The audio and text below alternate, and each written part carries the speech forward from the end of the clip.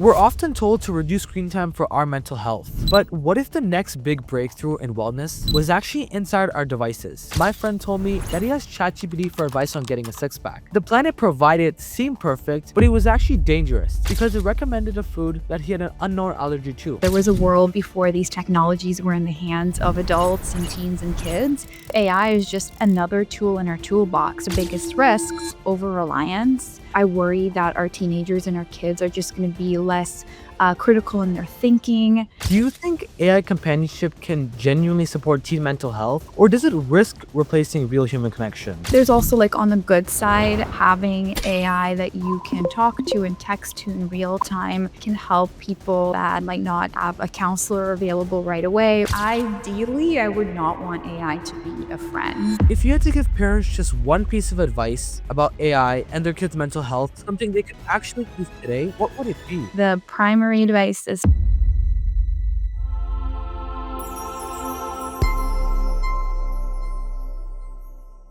Today, we're asking a huge question. Can AI be a friend when you need one? To help us explore this, I'll be talking to Angelina Fomina. She's worked at huge tech companies like Meta and BetterUp, but she's also an intuitive coach who helps people deal with burnout and helps them figure out who they really are. She's someone who understands both sides to how technology affects us and how we can use it to feel better. Welcome to the AI Parenting Institute podcast. I'm Rayyan, and our mission on this podcast is to bridge the gap between today's leading AI experts and the parents and teens who are shaping the world of tomorrow. Today, we're diving into something most adults are scared to talk about: AI becoming our friend, therapist, or whatever we need it to be. Welcome to the podcast, Angelina. I'm honored to have you here today. I'm so excited to be here as well. Thank you. Angelina, I have to start with something that's been on my mind. I have this story of this one time my friend told me that he has ChatGPT for advice on getting a six pack. The plan it provided seemed perfect, but it was actually dangerous because it recommended a food that he had an unknown allergy to, something AI could never diagnose. For me, that experience is the perfect example of the line we're trying to navigate now. The idea of AI as a friend, dietitian, or even a life coach is becoming real with all these AI companions and therapy chatbots. So, from your perspective, what's the biggest way these tools can actually help a teenager? And what's the biggest risk? Like that hidden allergy that should have parents worried. Yeah, that's a really, really great question. Whenever I answer this, I try to go back to, Google search or Google or social media or even Google Maps. There was a world before these technologies were in the hands of adults and teens and kids, right? And there was so much worry around them as well. And I view AI as just another tool in our toolbox, right? Like, you can go into Google search and ask, how do I get a six pack? Or you can go on social media and you can listen to influencers that sometimes give really harmful and bad advice about your health. I view AI as really a similar technology or tool, where just another avenue for you to get advice about things in this world, just like you get advice from your teachers, your parents, your friends, and your environment at large, right?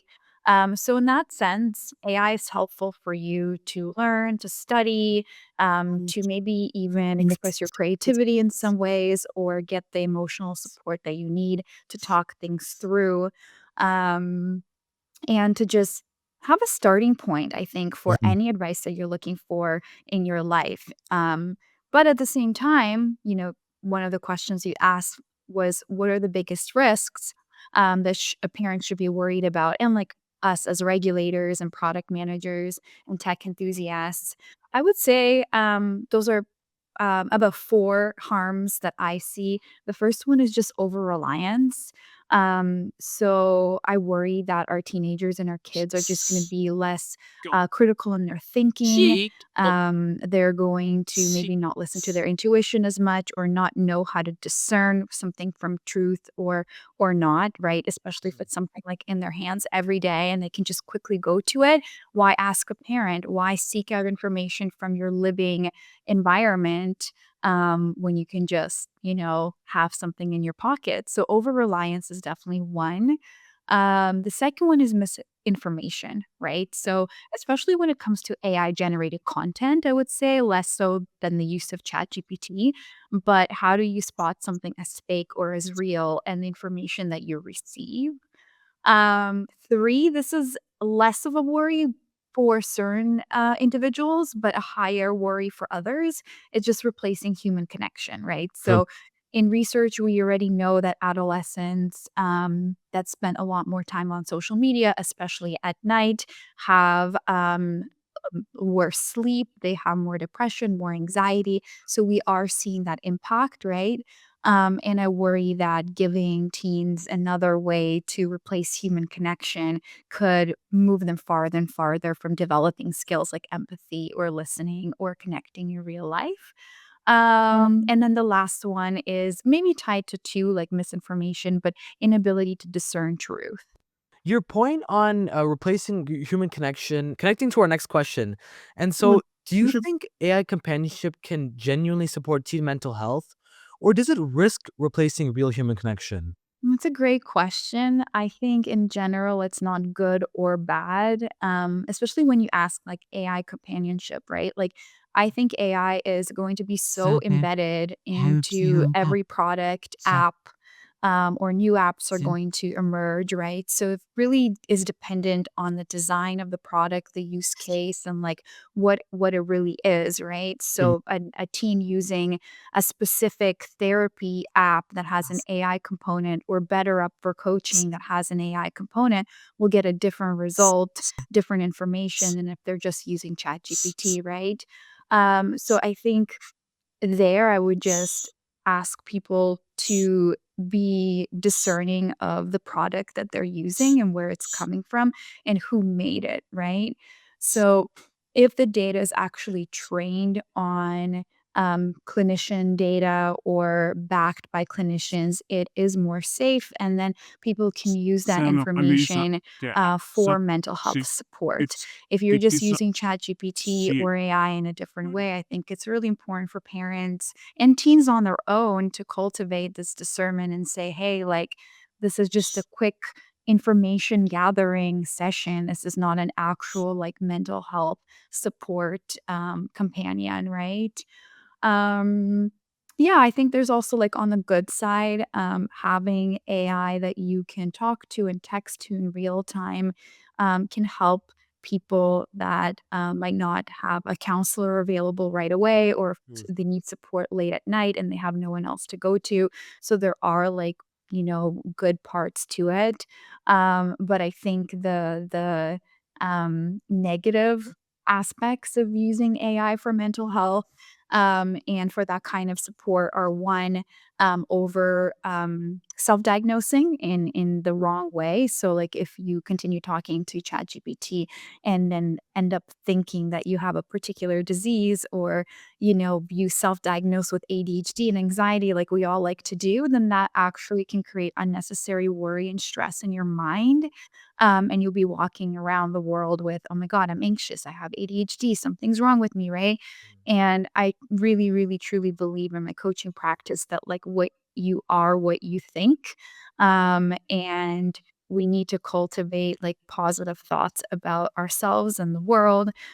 So if we attach to the wrong diagnosis, that can be really harmful. And then also, since I've used AI a lot for building an AI holistic coaching platform and trying to find out its uses, one main thing I noticed is that, especially in therapy and psychology, like ChatGPT kind of becomes a catch all therapist or a catch all coach. And kind of gets confused between the different tools and modalities that you can use when and how, like DBT, CBT kind of just dumps everything at you.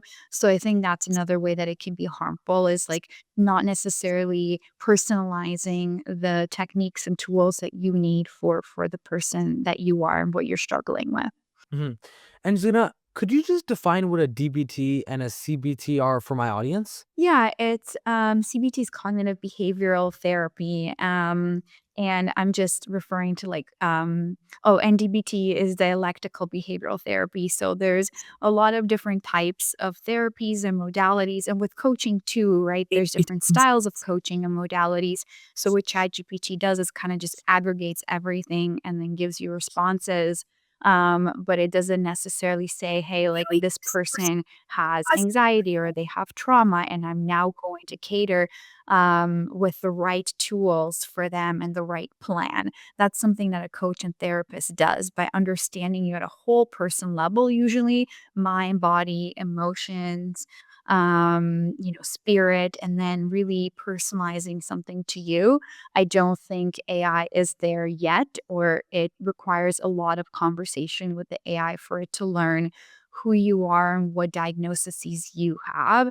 So in that way, it can be harmful, right? If Mhm. you diagnose a teen with ADHD Right. on ChatGPT and then start giving them advice and different things that they can try or do, that might be harmful because that advice actually doesn't fit the right diagnosis or what's going on in their life. Thank you for that definition. Now, I'd like to know if we look ahead 5 to 10 years, what does a healthy teen AI relationship look like? And is AI a friend, a coach, or something else entirely? Oof, a coach, and I think, AI is already a coach, a mentor, a friend, and everything, right? Ideally, I would not want AI to be a friend. Um, as much as we like to tell AI and ChatGPT, talk to me like a friend, ideally, I would like AI to stay more like a mentor or a learning tool or like a companion on the side. And I definitely would not make AI specifically a coach or therapist, or say, okay, AI could simulate a coach, simulate a therapist, but also have like really clear guardrails in place to get people to talk to the AI, but then also connect with the help that they need outside of this you know, experience and connect them to the right therapists, psychologists, and coaches that they might talk to get real support. So, I really think like a healthy relationship there would be AI that is a mentor, learning tool, aggregate of information, synthesizer. That then is able to also tell teens when they should seek human connection and support. Mhm. So I see like good AI products even building in like um nudges and notifications saying, "Hey, remember this is AI talking, like you're talking to a robot, you're not talking to a person. So maybe you would want to discuss this with your family, peers, and experts." And in order for that to happen, I think we do need to know somebody on the platform like ChatGPT or in any other AI product is a teen or a kid. Because another way to build a healthy teen AI relationship is really it falls on the developers, it falls on the people building the products, and somebody that is 13 years old is not gonna have the same developmental needs as somebody that's 17. So understanding somebody's age before they use AI and then catering the right experience to them could be really, really beneficial. Again, that's less so on, like, the health between the teen and the AI product, but I really do think that this starts with regulators, big companies like Meta and Google, people working for them, and parents and educators all kind of coming together to build things in the right way. And I will also add here that, I worked on um, youth safety, and trust at Meta for many years and built their parental supervision tools and safety defaults and age verification, things like that. So, what I think social media and the gaming industry did backwards is that they just kinda said, "Hey, like, our products are not for kids at all, so if you're under 13, don't use our products," and they didn't really build any safeguards in place for the Mhm. teens 13 to 17, and now we're seeing a lot of issues with that. There's fines in the industry, there's real harm that's been done for teens and kids on the platforms. We're seeing that kids are lying about their age and they're still using things like Instagram or Roblox or other gaming platforms in an unsafe way. So with AI, we really have the opportunity to ask that question now and start building these technologies with the health of teens and kids in mind, and have the appropriate safeguards in place, encourage for people to take a break, to get real connection, to check sources, and just add more safety into products that are geared towards teens and kids. I'm saying we could implement AI to like do little quizzes to figure out like how the person who's using the app thinks and how to figure out their real age is instead of just lying and putting your age as like, oh, I'm 51, even though I'm like 13 or 14. So you can do like mini quizzes. But honestly, Angelina, I think that was an interesting prediction. And you work with people on burnout. And honestly, I think a lot of teenagers are burnt out too, from like school, social media, and work. So, how can AI tools help teens feel better about themselves, especially if they can't share anything with their parents and be productive and feel seen instead of isolated, anxious, or burnt out? Interesting. Well, first of all, I love your little idea for age verification because age verification in the industry and social media is a very difficult problem to solve. So it's going to be the same in AI where people can just easily lie about their age, and how do we know someone's actually a teen or a kid? So really love that idea. Thank you. And back to your question about burnout. First of all, thanks for letting me know that teens are also burnt out. I would love to know more about that from you. I think the way that teens specifically use, ChatGPT is probably very similar to adults as well. And the responses that AI gives are probably going to be similar, where it can really guide. Um, and tell you like what techniques you can use, and it could tell you to take a break or tell you what kind of meditations you would need, or again mindfulness tools.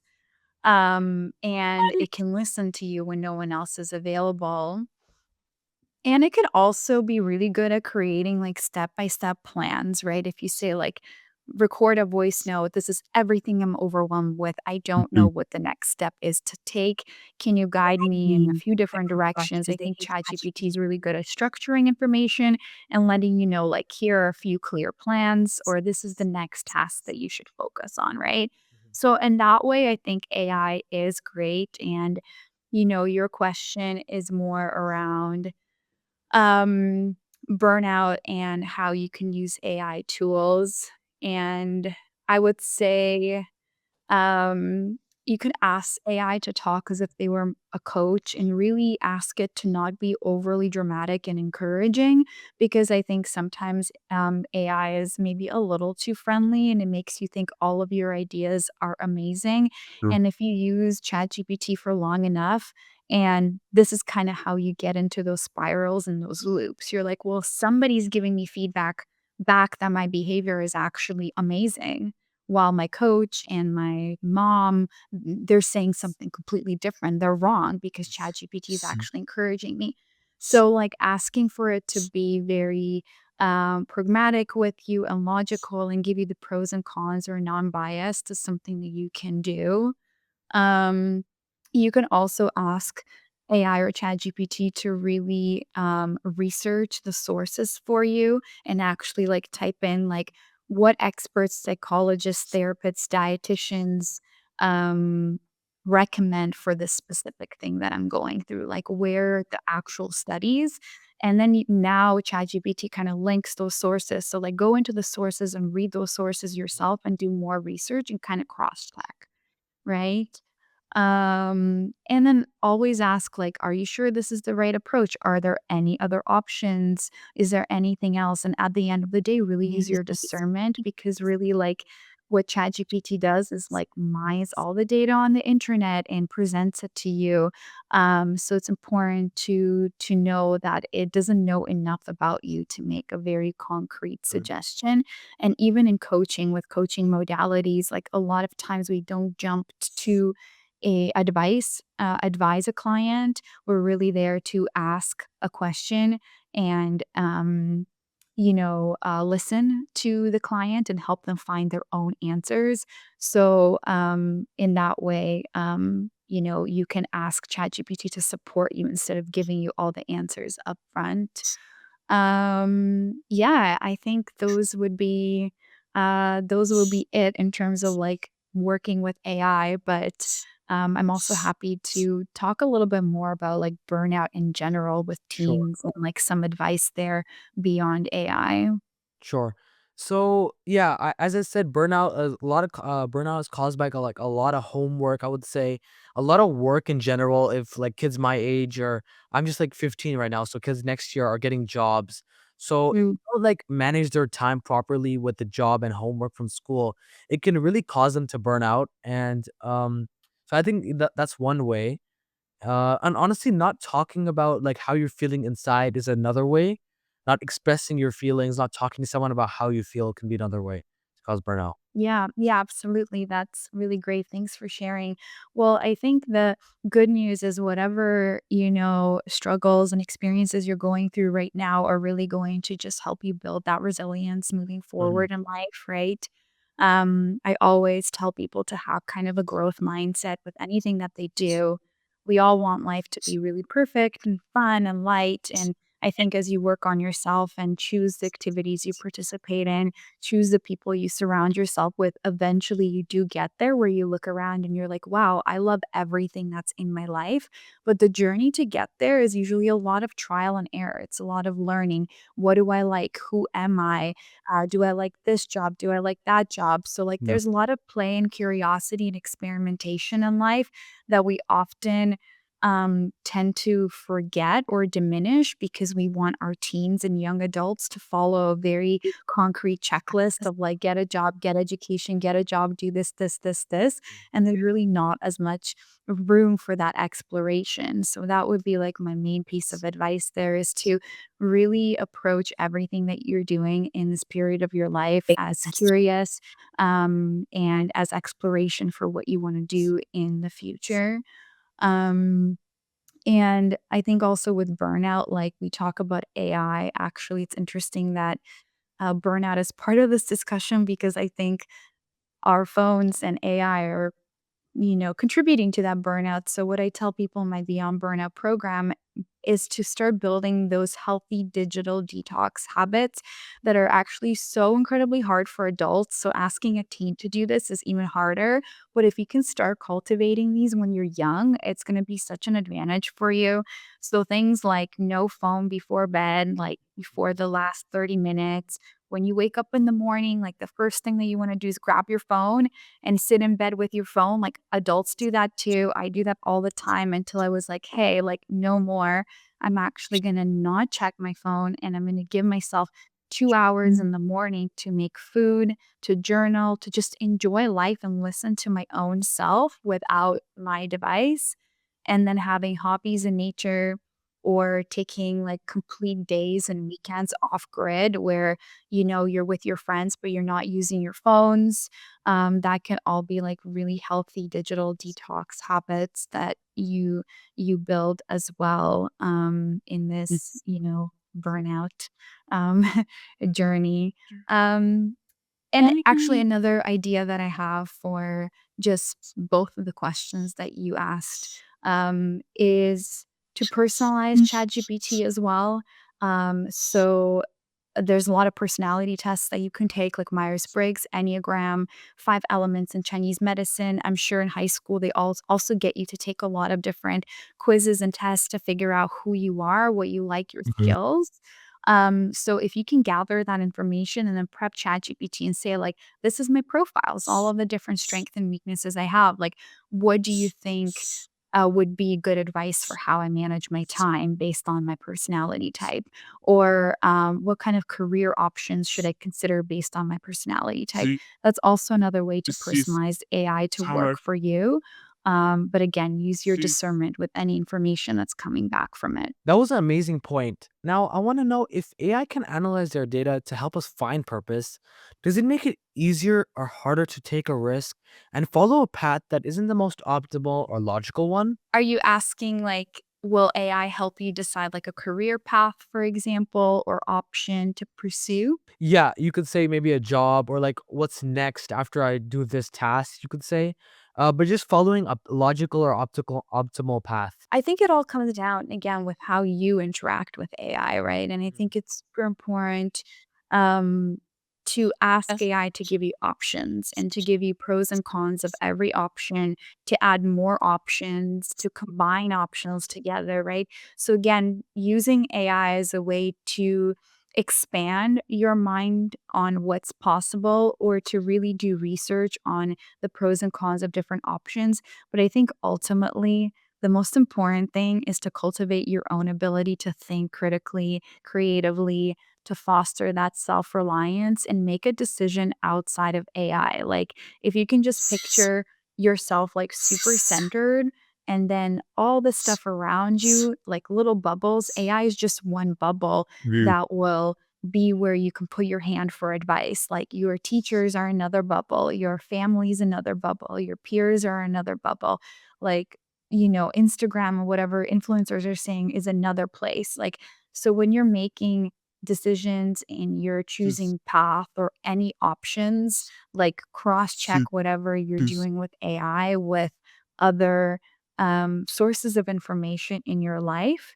And then also, I call that the fact check, right? So, like, you're checking the facts with others, you're getting the expertise from like your own board of advisors that you're building, but then also ask your gut or your heart or your mind, like really see like what feels right to you. And I think this is a skill that we're all losing. Doesn't matter if you're a teen or adult, we're really losing the ability to ask ourselves what the right choice is. And the more that you can cultivate that, the better. That was an amazing point. Now, do you think AI is getting better at being a non-judgmental listener, or can it limit emotional growth for some? Is it becoming better than humans at Yes. Yeah. Would you say it's becoming better than humans? I mean, humans are terrible listeners, right? So I think we have such a high bar and expectation of humans and our connections.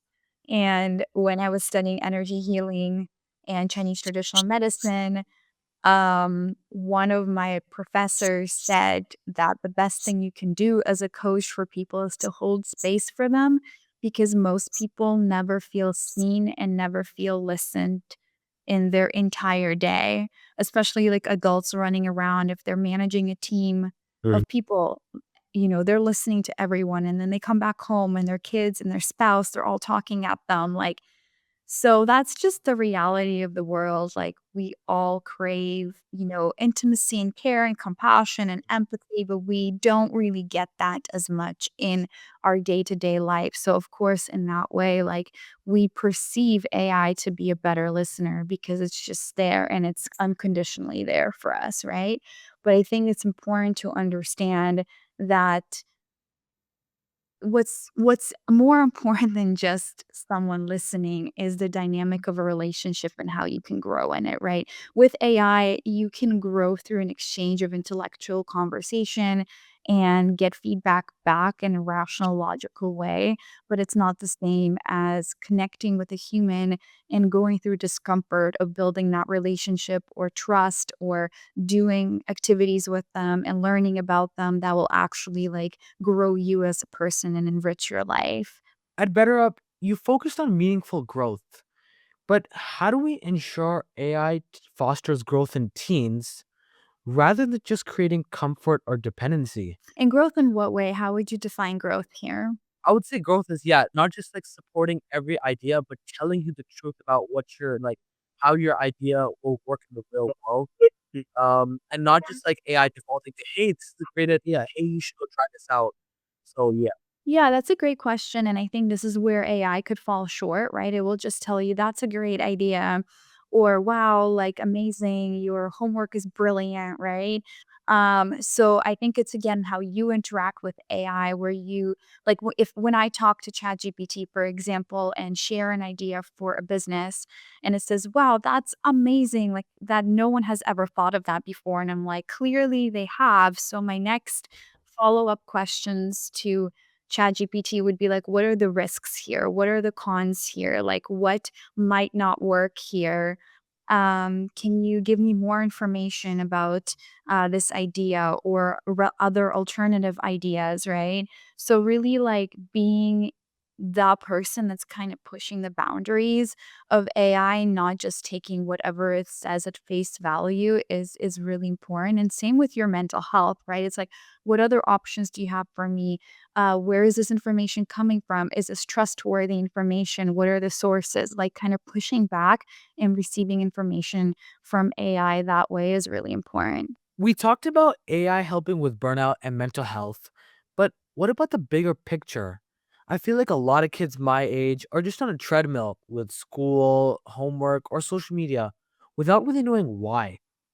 So, how can AI help us go from just doing stuff to actually finding and having a purpose? Yeah, that's really great. Great question. It's actually what I teach adults now in my Discover Your Purpose program. And I think if teens can start doing this early on and develop these techniques and tools to dig into why something is important to them, then they're just going to be set up for success for their whole life because people change every 5 to 7 years anyway, Me- what they like and their why changes. So it's important to have those techniques to really understand, what your purpose is. um, and yeah, I don't know if this is exactly advice for AI, although you can ask it for coaching tools on how to discover your purpose and reflective exercises. But just in general, I think teens are really inquisitive, philosophical, and that's exactly the age that they're starting to think about like the meaning of life and their existence and how they fit in.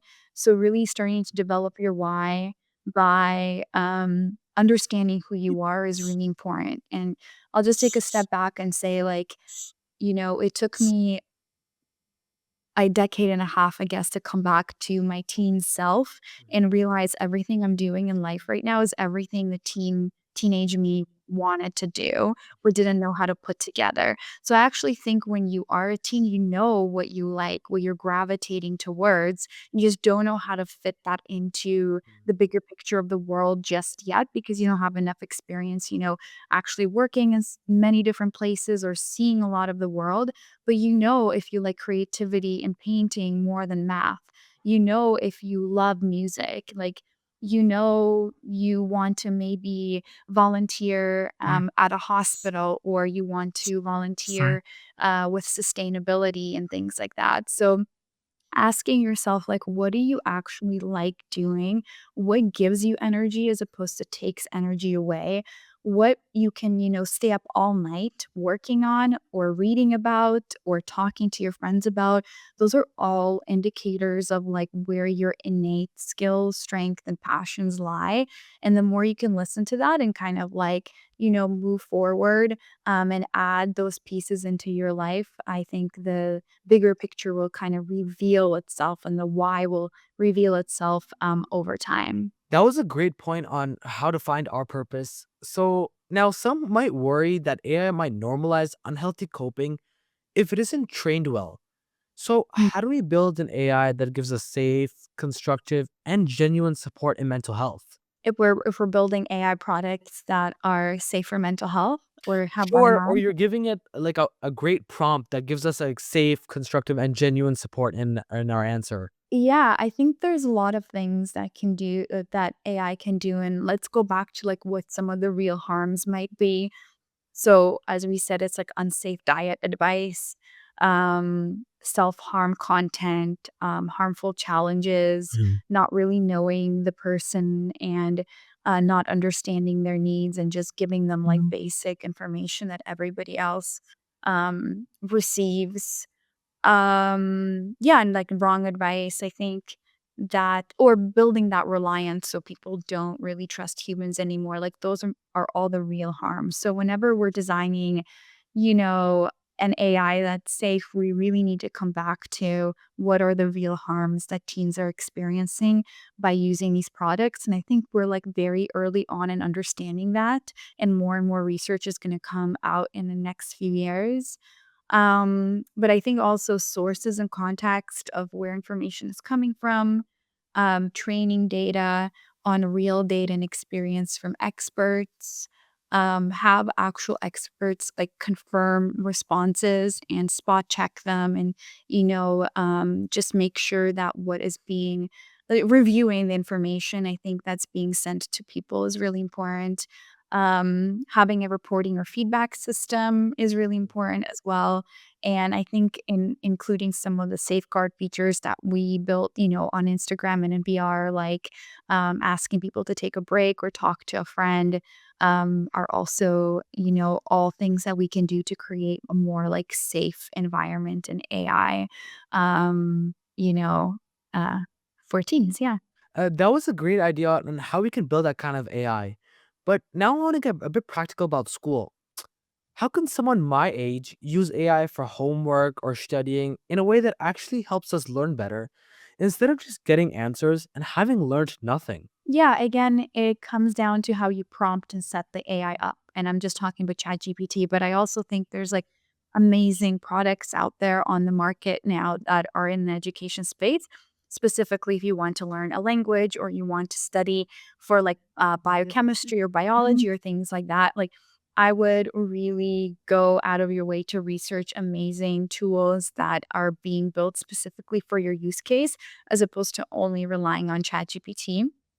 Um, and if you are relying on ChatGPT, then I would ask AI not just to complete your homework, but to explain things to you, make analogies for things. And this is kind of how I study Chinese traditional medicine as well, because sometimes concepts are very difficult to understand.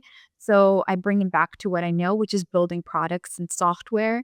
And I asked ChatGPT, it's like, okay, explain the concept of how this particular thing works, but maybe in the language that I understand or in a way that is easier.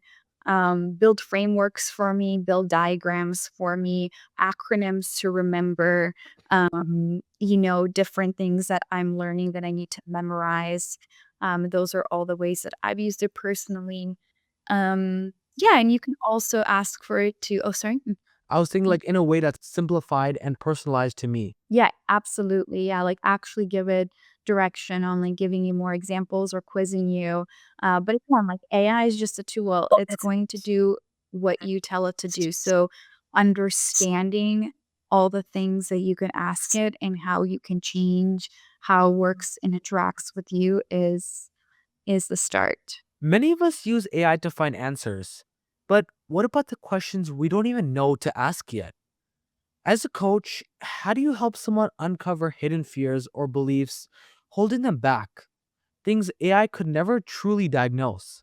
Yeah, I think here relying on intuition and emotional cues and my own background of doing this 200 plus times to like see different patterns is are all things that AI can't do, right? And um, I do career and leadership coaching, but also have developed intuition and spirituality, energy healing, like tools like that to try to see what else is going on about the person that they might not be sharing yet and then asking the right questions because I don't think you can push somebody to reflect if they're not ready yet or push someone to make changes in a specific direction if we're not ready. So it's really creating that safe environment to meet the client where they're at and to make sure that you support them through their journey in whatever way that they want to open up. If AI could perfectly simulate a mentor or a loved one, what would still be missing? What unique value does human empathy bring? And how do you use it in your coaching where AI falls short? Yeah, it's the space holding that I talked about. It's the presence, it's the energy, trust and understanding, um, and kind of like we're in this human experience together. I think there's a lot on energetic level, emotional level that you can get from your human connections that you can't get from AI. Honestly, Angelina, this conversation changed how I think about AI and mental health. Today, we cover the risks of dependency and how to use AI for our mental health responsibly.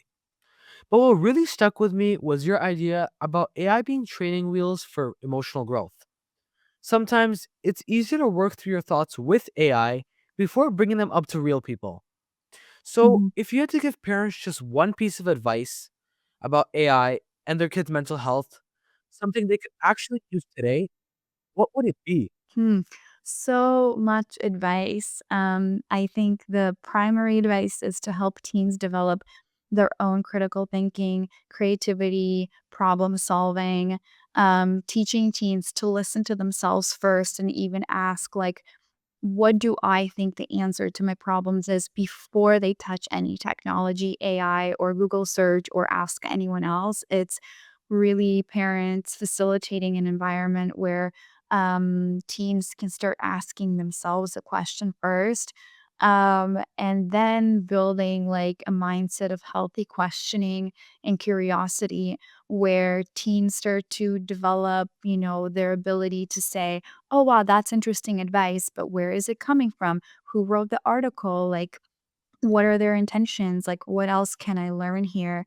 Right. So, I think just empowering teens to start also making their own decisions, even if they're small, starting with like packing for a trip and then choosing a restaurant and then planning a whole trip and gaining their confidence in their own ideas and decision making, is really really important to create, or to develop people that listen to their inner selves ultimately, because we're going to keep coming out with different technologies, with different distractions. There's more and more chaos in the world, and it really all comes down to like, can you trust your teen to listen to their own inner guidance, which is obviously based on the values of the parents, the family, and society, and then be able to kind of navigate the world in that way.